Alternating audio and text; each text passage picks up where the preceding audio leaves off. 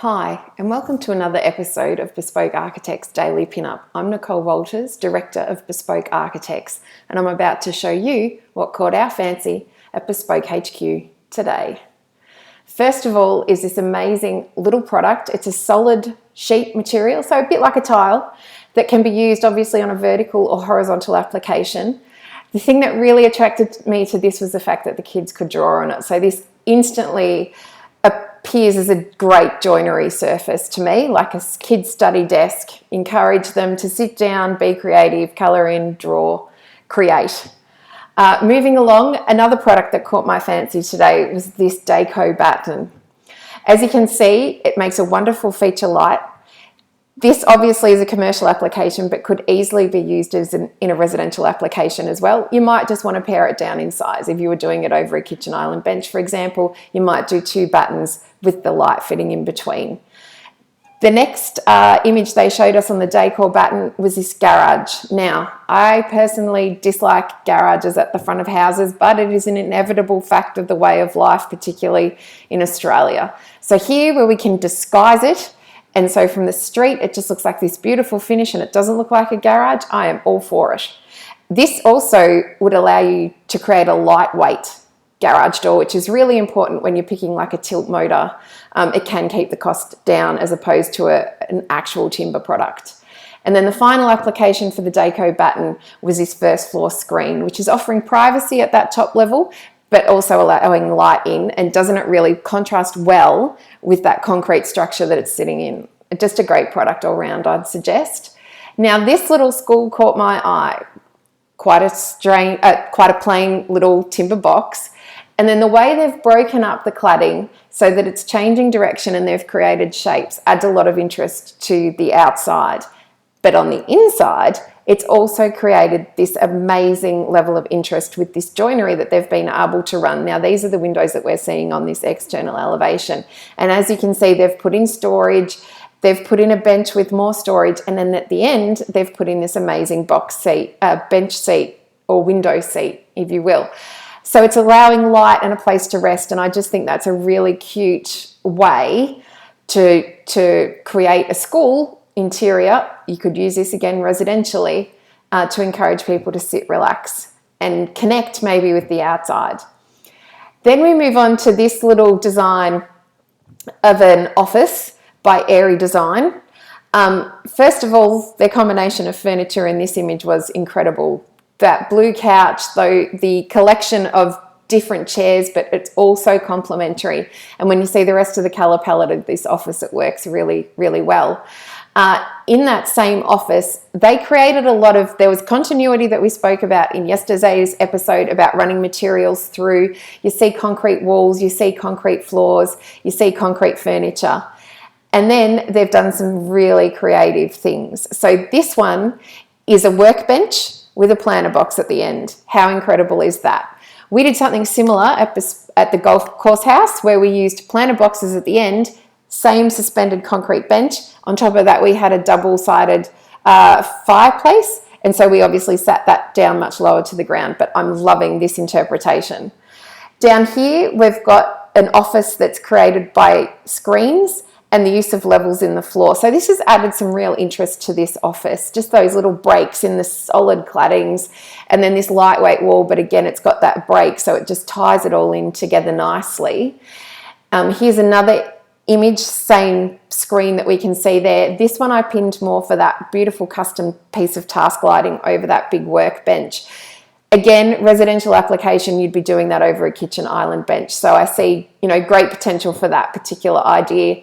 And then this, don't you love it? The sunken lounge.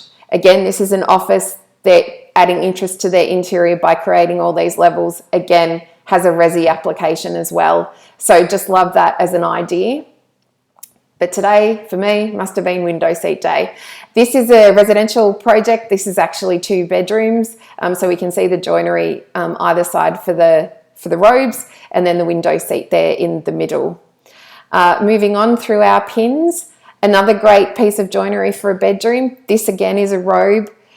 Flat joinery doors, there's no door furniture, they're going to be a push to release open door. And then in the end panel, and you'll see that they're all even, they've left it open and done some fixed shelving, which allows you to put some knickknacks in, and then potentially PowerPoints and charging stations as well. So I really liked that, sort of to keep it simple and smooth and then add that little bit of interest at the end. I pinned this particular kitchen because I hadn't really seen a T-shaped kitchen before. So at the end, we've got our fridge and our stove and our work area. We've got our sink at this end of the island bench, and in the middle, we have sort of our prep area with windows either side. I mean, great natural light in this kitchen. Same project window furnishing. As I mentioned in yesterday's episode, that concealed fixing up the top. Yesterday it was a roller blind in plywood. Today it's a sheer in plaster.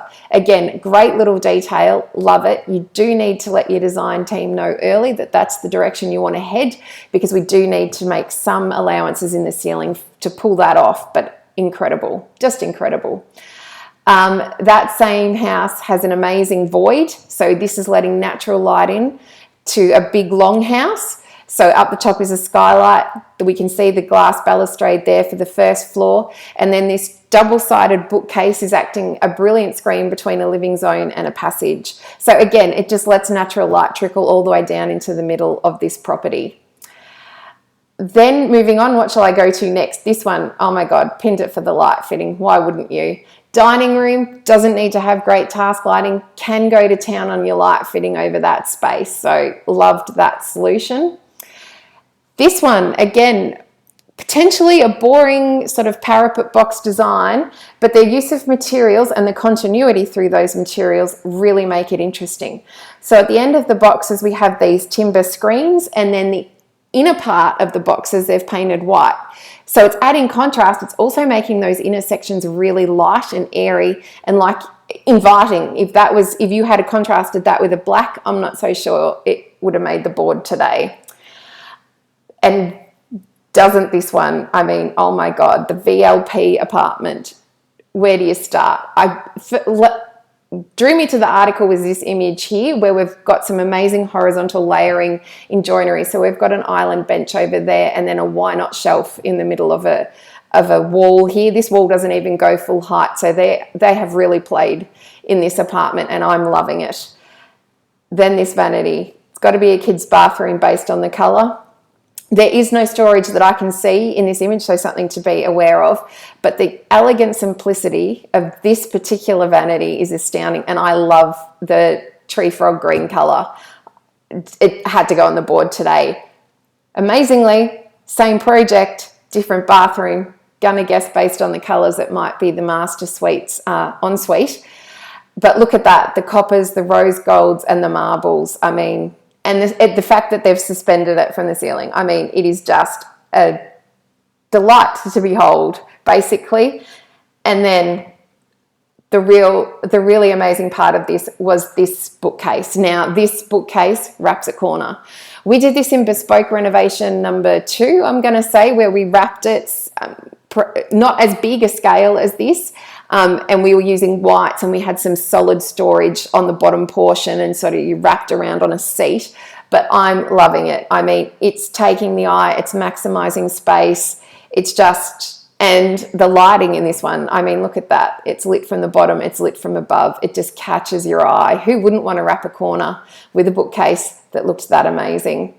And then finally, this house, I believe it's in Brazil, and oh my goodness, it was this amazing screen. So there's a window right in the middle of this image, and this screen, which is an open concrete block screen, we would call it a breeze block screen in Australia, goes internally to externally, and then on the outside of the window they've put this reflection pool. I mean, oh my God, it's just amazing.